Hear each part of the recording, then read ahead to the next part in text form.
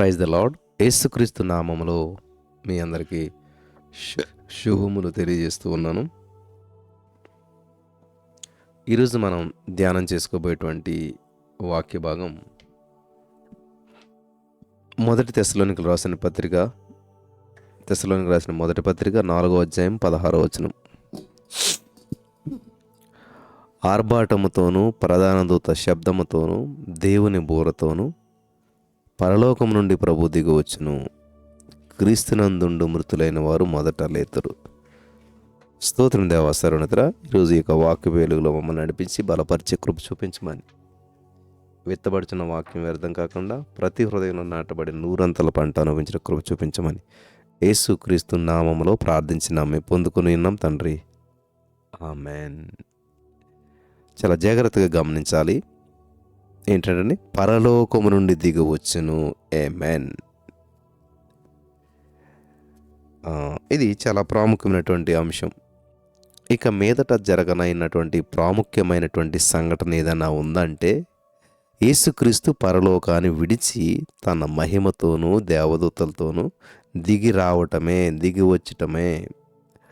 మహారాజు పట్టణమైనటువంటి సియోను పర్వతం నుండి ప్రభు దిగువచ్చును. కీర్తన 48:2. ఆయన రాకడను ప్రధాన దూత మ్రోగించు బూరధ్వని తెలియజేస్తూ ఉన్నది. ఆయన దిగి వచ్చినప్పుడు దేవుని బిడ్డలమైనటువంటి మనము ఎదుర్కొన వెళ్ళేదమని బైబిల్ చెప్తుంది. పాత నిబంధన కాలంలో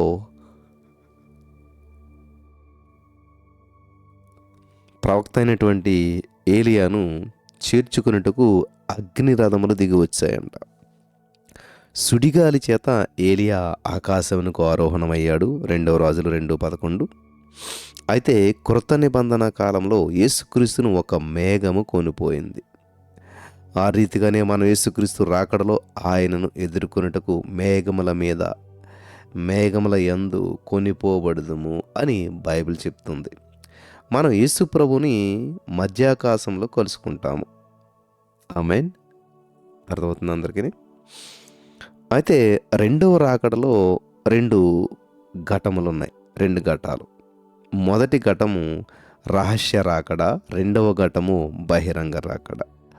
ప్రభువు తన పెళ్లి కుమార్తె వధువు సంఘాన్ని తీసుకొని పోవటానికి వచ్చుట రహస్య రాకడ. 1000 ఏండ్ల కాలము భూమి మీద పాలన చేయుటకు వచ్చుట బహిరంగ రాకడగా ఉన్నది. వింటున్నారా? దేవుడు పరిపాలన చేయటానికి వచ్చేటువంటిది బహిరంగం, సంఘము కోసం వచ్చేటువంటిది రహస్యం.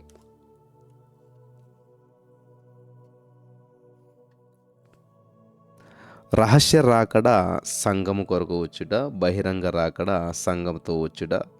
రహస్య రాకడలో మధ్యాకాశమునకు దిగి వచ్చుచున్నాడు.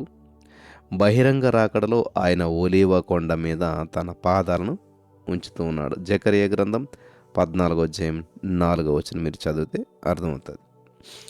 పరలోకం నుంచి ప్రభు దిగి వచ్చటను మనం రహస్య రాకడ అని చెప్పి పిలుస్తూ ఉన్నాం. ప్రధాన దూతల బూర ధ్వనించినప్పుడు క్రీస్తునందుండి మృతులైన వారు మొదట లేతారు. ప్రభు రాకడ వరకు సజీవులమై నిలిచియుండు మనము నిద్రించిన వారి కంటే ముందుగా ఆయన సన్నిధిని చేరము అని, క్రీస్తునందుండి మృతులైనటువంటి వారు మొదట లేతురు అని అపోస్తలుడైన పౌలు గారు స్పష్టంగా రాస్తున్నాడు. మొదటి తెస్సలోనిక 4:15-16. సముద్రంలో మృతి పొందినటువంటి వారిని సముద్రం అప్పగిస్తుంది. అగ్నిలో ఆహుతైనటువంటి వారిని అగ్ని అప్పగిస్తుంది. క్రీస్తునందు మృతులైనటువంటి పరిశుద్ధులను భూమి అప్పగిస్తుంది. వారు రెప్పపాటున మార్పు పొంది ఆకాశ మండలంలోనికి మేఘముల మీద కొనిపోబడుదురు. మరో సందర్భంలో పౌలు గారు ఇలాగే రాశాడు.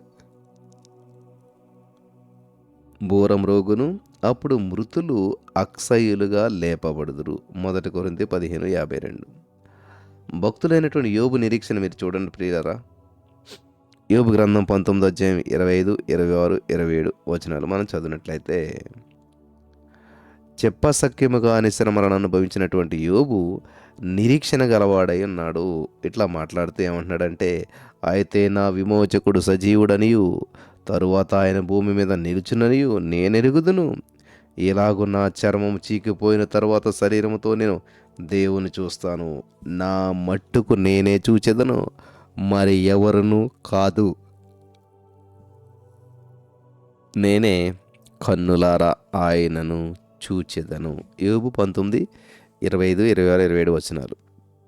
గమనించాలి ప్రియులారా. మరి ఎవరో కాదు, నేనే కన్నులారా ఆయనను చూచెదను. మూల భాషలో పరాయి వారిని చూచినట్టు కాదు అనేటువంటి వాంఛతో పాత నిబంధన పరిశుద్ధులందరూ తమ కన్నులను మూశారు.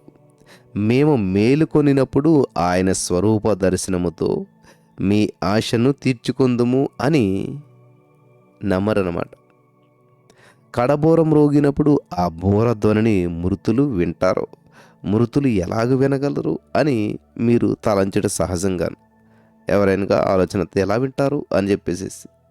మృతి చెందినటువంటి యాయీరు కుమార్తె యేసుక్రీస్తు స్వరం విన్నదా? చనిపోయినటువంటి నాయీని విధవరాలి కుమారుడు కూడా విన్నాడు. సమాధిలో ఉంచబడిన లాజరు కూడా యేసుక్రీస్తు స్వరం విన్నాడు. మృతులు దేవుని కుమారుని శబ్దము విను గడియ వచ్చుచున్నది, ఇప్పుడే వచ్చినది, దానిని వినువారు జీవింతురు. యోహాను సువార్త 5:25లో ఉంది. యేసుక్రీస్తు ప్రభువారి నోటి నుంచి వచ్చిన ప్రతి మాటలు కూడా అక్షరాలుగా నెరవేర్చబడుతూ ఉన్నాయి. యేసోపు కలిగినటువంటి ఆ పునరుత్థాన నిరీక్షణ చూడండి ప్రియులారా. అతడు మృతి చెందక మునిపే యేసుక్రీస్తు రాకడకు సంబంధించినటువంటి రహస్యాలు ఎరిగి ఉన్నాడు. కాబట్టి తన ఎముకలను గురించి తన సహోదరులకు ఆజ్ఞాపించాడు. హెబ్రీ 11:22లో తన ఎముకలను గురించి యేసోబు ఎందుకు ఆజ్ఞాపించనని చెప్పి ఆదికాండంలో మనం చదువుతున్నాం. యేసోబు తన సహోదరుని చూసి, నేను చనిపోవచ్చున్నాను, దేవుడు నిశ్చయముగా మిమ్మల్ని చూడవచ్చి ఈ దేశంలో నుండి తాను అబ్రహాము, ఇస్సాకు, యాకోబులతో ప్రమాణం చేసి ఇచ్చిన దేశమునకు మిమ్మల్ని కొనిపోవును అని చెప్పాను. మరియు యేసోపు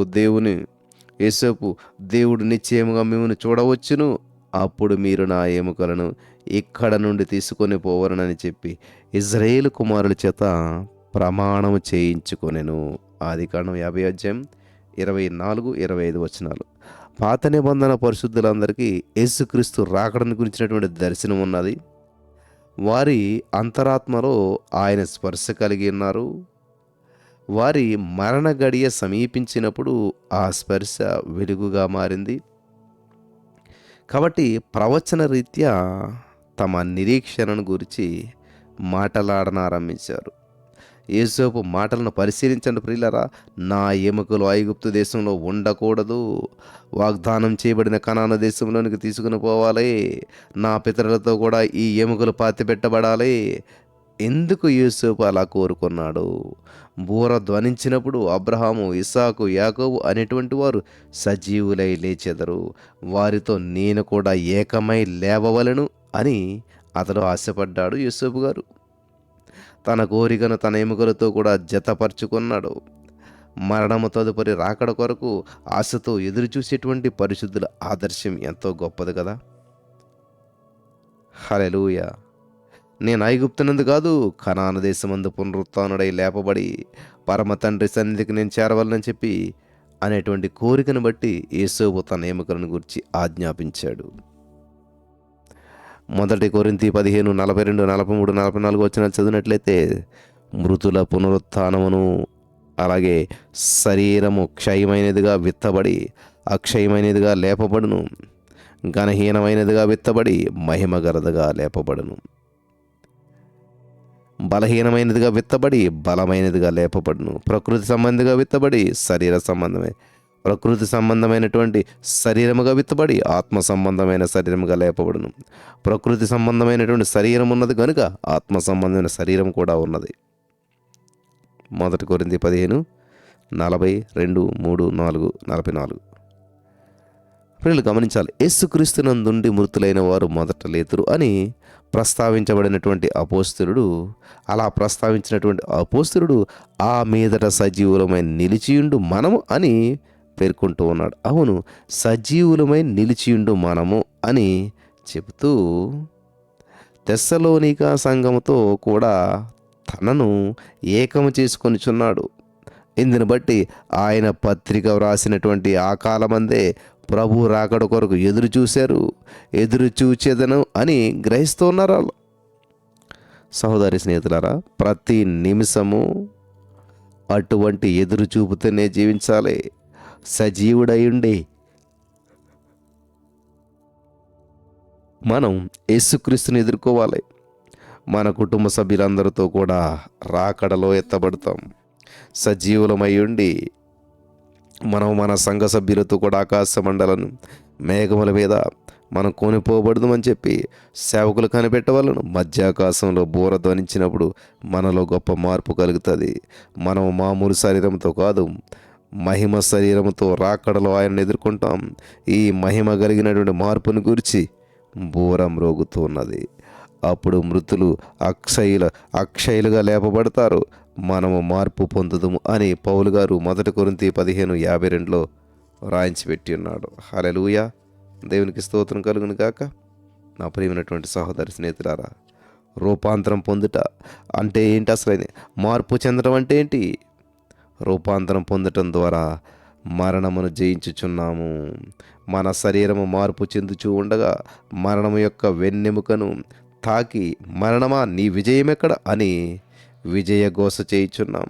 పాతాళం యొక్క శక్తిని జయించిన వారమై, మరణమా నీ ముల్లెక్కడ అని సవాలుకరముగా సంతోషాన్ని వ్యక్తపరుస్తూ ఉన్నాం. ఆమేన్.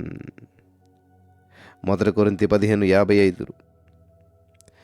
కాబట్టి ఇక్కడ రూపాంతరం పొందడం ద్వారా క్షయమైన మన శరీరము అక్షయతను ధరించుకొనుచున్నది, మర్త్యమైన మన శరీరము అమర్త్యమును ధరించుకొనుచున్నది. 1 కొరింథీ 15:53. రూపాంతరం పొందినప్పుడు జరిగేటువంటి మార్పుని గురించి అపోస్తలుడైనటువంటి యోహాను గారు తన మొదటి పత్రికలో రాస్తున్నాడు. ఏమనంటే 1 యోహాను 3:2, ప్రియులారా, ఇప్పుడు మనం దేవుని పిల్లలమై ఉన్నాము, మనమిక ఏమవుదుమో అది ఇంకా ప్రత్యక్షపరచబడలేదు, కానీ ఆయన ప్రత్యక్షమైనప్పుడు ఆయన ఉన్నట్టుగానే ఆయనను చూతుము గనుక ఆయనను పోలియుందుమని చెప్పి ఎరుగుదుము. హల్లెలూయా. యేసుక్రీస్తు రాకడలో మార్పు చెందుట అంటే రూపాంతరం పొందుట జరుగుతుంది. ప్రియులారా, మనము ఆయనను పోలి ఉంటా ఉన్నాం. ఆమేన్. కాబట్టి మనలో ఎటువంటి లోపం ఉండదు. కాబట్టి మనం అందంగా లేము, తెల్లగా లేము, మాకు సౌందర్యం లేదు, అటువంటి కలవరాలు ఉండవు. మన వంటి శరీరము మహిమ కలిగినటువంటి శరీరంగా మార్పు చెందుతుంది. ఈ మహిమ కలిగినటువంటి మార్పు రెప్పపాటు జరుగుతుంది.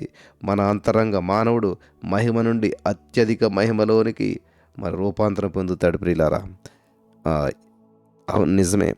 మహిమ కలిగినటువంటి శరీరంతో ప్రభువును మనం ఎదుర్కొని వెళ్తూ ఉన్నాం. అది ఎంతో ఆనందదాయకంగా ఉంటుంది. మధ్యాకాశంలో యేసుక్రీస్తుని ఎదుర్కొన్నప్పుడు మన హృదయం ఉప్పొంగుతూ ఉంది. హల్లెలూయా. మాట్లాడవలనను కోరిక పుట్టినా కానీ ఏమీ మాట్లాడడం కానీ ఆనంద బాష్ప బిందువులు మన కన్నుల నుంచి రాలుతూ ఉంటాయి. తన బంగారు హస్తముతో ప్రభుతో మన కన్నీటిని తుడుస్తూ ఉన్నాడు. యేసుక్రీస్తుని మాత్రం కాదు, పాత నిబంధన పరిస్థితులందరినీ మనం కలుసుకుంటూ ఉన్నాం. రెప్పపాటున వారందరినీ మనం కనుగొంటూ ఉన్నాం. రూపాంతర కొండల్లో యేసుక్రీస్తుతో కూడా పేతురు, యోహాను, యాకోబు అను వారు ఉన్నారు. మోసే, ఏలియా అనేటువంటి వారు కనబడి యేసుక్రీస్తుతో మాట్లాడుతూ ఉన్నారు. వారిని పేతురు గారికి పరిచయం చేయవలసినటువంటి అవసరత లేకుండాను పేతురు తానే వారిని కనుగొన్నాడు. నీకిష్టమైతే ఇక్కడ నీకు ఒకటి, మోసేకు ఒకటి, ఏలియాకు ఒకటి 3 పర్ణశాలలు కట్టుదామని యేసుతో చెప్పారు. మత్తయి సువార్త 17:4. మధ్యాకాశమందు మనం క్రీస్తుని ఎదుర్కొనినప్పుడు ప్రపంచమంతట నుండి కొనుపోబడిన పరిశుద్ధులందరినీ మనం కనుగొంటాం. అవును ప్రియులరా, పాత క్రొత్త నిబంధన పరిశుద్ధులందరినీ బట్టి మన ఆత్మ ఆనందిస్తూ ఉన్నాడు. అది ఎంతో ఆశ్చర్యకరమైనటువంటి అనుభవంగా ఉంటూ ఉన్నది. ఆమేన్. హల్లెలూయా. దేవునికి స్తోత్రం కలుగును గాక. అది ఎంతో ఆశ్చర్యకరమైనటువంటి అనుభవం. మరి గొర్రెపిల్ల పెండ్లి విద్దు, ప్రకటన గ్రంథం 19:9 గొర్రెపిల్ల పెండ్లి విందుకు పిలువబడిన వారు ధన్యులని రాయము అని బైబిల్లో ఉంది. ప్రకటన 19:9. మధ్యాకాశంలో మనం ప్రభుని ఎదుర్కొన్నప్పుడు అక్కడ ఉండేటువంటి సంతోషానికి అవధులుండవు. అది ఎంతో గొప్ప ఆనందం, కుతూహలంతో నిండి ఉంటుంది. తదుపరి మనం ఆటపాటలతో క్రీస్తు సన్నిధిని నిలిచి ఉంటాం. ఆనాడు దేవుని ప్రజలైనటువంటి ఇజ్రాయేలు 7 పండుగలను పాటించవలసిందిగా ఆజ్ఞాపించబడింది. వాటిలో అతి ప్రాముఖ్యమైనటువంటిది పర్ణశాల పండుగ. ఈ 7వ నెల 15వ దినమున మొదలుకొని 7 దినముల వరకు యెహోవాకు పర్ణశాలల పండుగను జరగవలను. లేవికాండం 23:34లో ఉంది. ఎందుకు పర్ణశాల పండుగ ఆచరించాలి, ఎలాగూ పండుగ చేయవలను అని దేవుడు స్పష్టంగా మాట్లాడాడు. ఎందుకనంటే లేవికాండం 23:42లో నేను ఐగుప్తు దేశం నుండి ఇశ్రాయేలులను రప్పించినప్పుడు వారిని పర్ణశాలలో నివసింపజేసిదనని మీ జనులు ఎరుగునట్లు 7 దినములు మీరు పర్ణశాలలో నివసించవలను. ఇశ్రాయేలులో పుట్టిన వారందరూ పర్ణశాలలో నివసించవలను. పర్ణశాల అనేటువంటిది తాత్కాలికమైన గుడారం వంటిది. చెట్ల కొమ్మలు మరియు ఆకులతో ప్రజలు తమ కోసం వాటిని నిర్మించుకుంటూ ఉన్నారు. పండగ సందర్భంగా ప్రజలు తమ ఊరు నివాసాలు విడిచి కుటుంబీకులతోనూ మరి మిగతా బంధువులతోనూ మరి కలిసి వస్తారు, వారిని తోడుకుని వస్తారు.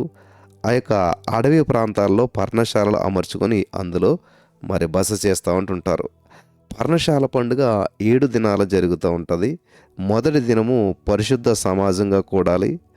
జీవనోపాధి అయినటువంటి ఏ పని చేయకూడదు. 7 దినాలు హోమం చేయాలి. పెద్దలు పిల్లలు పర్ణశాలల పండుగ కొరకు మరింతగా కనిపెడుతూ ఉంటుంటారు. హల్లెలూయా. కుటుంబ వాతావరణానికి దూరంగా ఉండటం వలన ఉత్సాహిస్తూ ఉంటుంటారు. పర్ణశాల పండుగను 7 దినముల జరుపుట పాత నిబంధన కాలంలో నియమము. కానీ క్రొత్త నిబంధన కాలంలో కొనిపోబడినటువంటి సంఘము 7 సంవత్సరముల కాలము గొర్రెపిల్ల పెండ్లి విందులో ఉండును. పర్ణశాల పండుగ పాటించిన వారు తమ నివాసములను విడిచి వెళ్ళారు. కానీ కొనిపోబడిచినటువంటి సంఘము లోకాన్ని విడిచి వెళ్ళుట, క్రీస్తుతో కూడా ఉండుట జరుగుతూ ఉన్నది. 1000 ఏండ్ల పాలన కాలంలోనూ పర్ణశాలల పండుగ ఆచరించబడుతూ ఉన్నది. ఇందులో కేవలం ఇజ్రాయేలీలు మాత్రం కాదు, అన్ని దేశాల నుంచి వచ్చిన వారు పాల్గొంటారు. జకర్యా 14:16-21 మీరు చదవండి. పరలోకమందు మనం ప్రభు కృప మరియు ప్రేమను కొనియాడుతూ ఉన్నాం. మనల్ని ప్రేమించి రాజులుగాను యాజకులుగాను చేసినటువంటి దేవుడు స్తుతించబడును గాక. దేవుని స్తుతిస్తూ ఉన్నాం. ప్రకటన 1:6లో గమనిస్తూ ఉన్నారా ప్రియులరా? కొనుపోబడిచినటువంటి పెండ్లి కుమార్తె సంఘం అన్యజనుల్లో నుంచి దేవుడు తన నామము కొరకు ఏర్పరచుకున్నటువంటి జనము. అదే సమయంలో పెండ్లి కుమారుని స్నేహితులుగా సంబోధించబడు దేవుని స్వజనులు కూడా ఉంటూ ఉన్నారు. యోహాను సువార్త 3:29. మొదటి వారు పెండ్లి కుమారుతో కూడా ఆయన సింహాసనం ఉన్నందు కూర్చుంటారు. ప్రకటన 3:23. రెండవ వారు సింహాసనం ఎదుటి నుంచి ఆయనను సేవిస్తారు. క్రొత్త నిబంధన సంఘాన్ని గురించి పౌలు గారు ఇలాగ ప్రస్తావిస్తూ ఉన్నాడు. 2 కొరింథీ 11:2లో పవిత్రురాలనేటువంటి కన్యకనుగా ఒక్కడే పురుషునికి మిమ్మను ప్రదానం చేసి తిని. ఆమేన్. బైబిల్ ఇలా చెప్తున్నటువంటిది ఏమనంటే, నేను నూతనమైన యెరూషలేము అనేటువంటి ఆ పరిశుద్ధ పట్టణమును తన భర్త కొరకు అలంకరించబడినటువంటి పెండ్లి కుమార్తె వలె సిద్ధపడి పరలోకమందునటువంటి దేవుని యొద్ద నుండి దిగివచ్చి చూచి తిని. ప్రకటన 21:2. అవును నా ప్రియమైనటువంటి సహోదరి స్నేహితులారా, మనము నూతనమైనటువంటి యెరూషలేము వలె ప్రభు యొక్క పెండ్లి కుమార్తెగా కనబడుతూ ఉన్నాం. గొర్రెపిల్ల వివాహోత్సవ సమయం వచ్చింది. ఆయన భార్య తనను తాను సిద్ధపరుచుకొని ఉన్నది. 19:7. పాత నిబంధన పరిశుద్ధులందరికీ కూడా లేనటువంటి శ్రేష్టమైనటువంటి దానిని ప్రభు మనకిచ్చేట గొప్ప ధన్యత. స్త్రీలు కనినటువంటి వారిలో గొప్పవాడిని ప్రశంసించబడినటువంటి బాప్తిసమిచ్చి యోహాను ఇట్లా అన్నాడు, పెండ్లి కుమార్తె గలవాడు పెండ్లి కుమారుడు.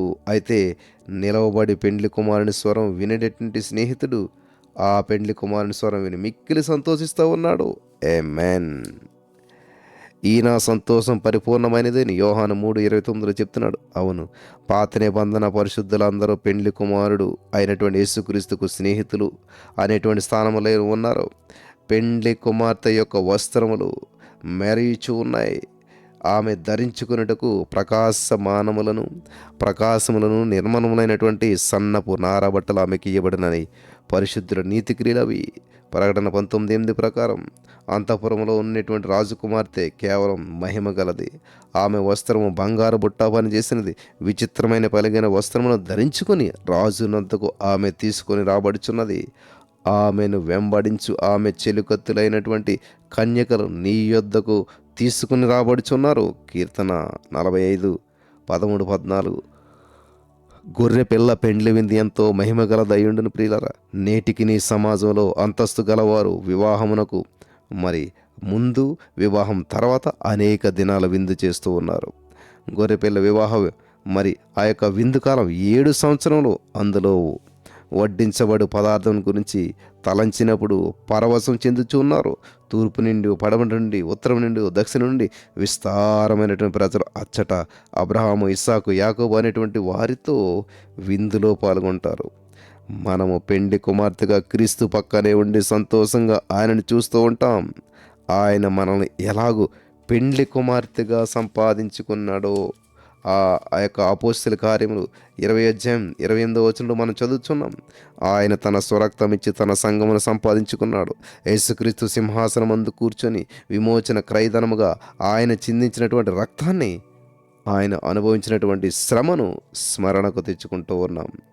ఆనాడు ఆదాము యొక్క ప్రక్కటెముకల్లో నుండి సాటైనటువంటి సహాయకురాలైనటువంటి హవ్వను దేవుడు చేశాడు. అయితే మనము సిలువలో వేలాడుచున్నటువంటి క్రీస్తును బల్లెముతో సైనికుడు పొడవుగా ఆ పక్క నుంచి కరెంటు రక్తం ద్వారా క్రీస్తు పెండ్లి కుమార్తెగా చేయబడితివి. గొర్రె పిల్ల యొక్క పెండ్లి కుమార్తె అని చెప్పి పిలవబడుట ఎంత గొప్ప ధన్యత.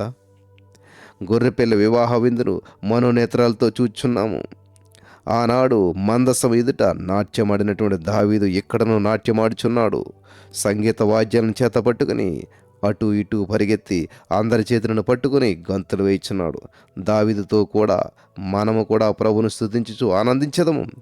అంతా కుతూహల ఆర్భాటంగా ఉంటూ ఉన్నది. కుతూహల మార్బాటమే నా యేసుని సన్నిధిలో ఆనందమే. హల్లెలూయా. కుతూహల మార్బాటం. దేవునికి మహిమ కలుగును గాక. హల్లెలూయా. పరిశుద్ధాత్మదేవుడు చాలా అద్భుతమైనటువంటి విషయాలు మనకి తెలియజేస్తూ వచ్చినాడు. కాబట్టి ఈ రోజున నా ప్రియమైనటువంటి సహోదరి స్నేహితులారా, ఈ యొక్క వాక్యం ద్వారా మీరు బలపడి ఉన్నారని నేను నమ్ముతున్నాను. పరిశుద్ధాత్మదేవుడు మిమ్మల్ని మరింత వెలుగులోకి నడిపించి బలపరచును గాక. ఆమేన్.